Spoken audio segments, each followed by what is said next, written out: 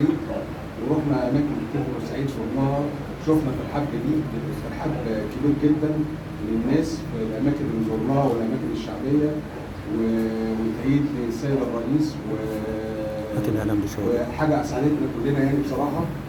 وانا يعني لو اقول لكم قصيده شعر انا كتبتها ان شاء الله الكلام ده عجبكم يعني بامر الله. انا كتبتها النهارده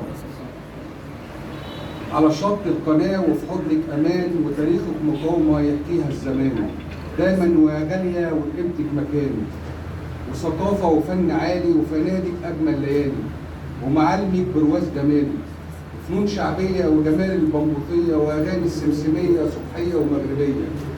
منين ما ببعد بعيد واروح في قلبي عشقك يداوي الجروح، منين ما يبقى في نبض روح أوصف جمالك دايما وأروح. يا قصة بسالة ومدينة صمود، يا عشق غالي فاق الحدود، ومحبة باقية من غير جحود، أنا مهما زورك برجع وأعود. أنا كل ما أجي بشوف جديد، كل ما أجي بشوف جديد، مسلة وحمام في ميدان شهيد، ومحافظة تكبر وبالخير تزيد. الليلة زرتك يا بورسعيد وكان يوم سعيد. شكرا.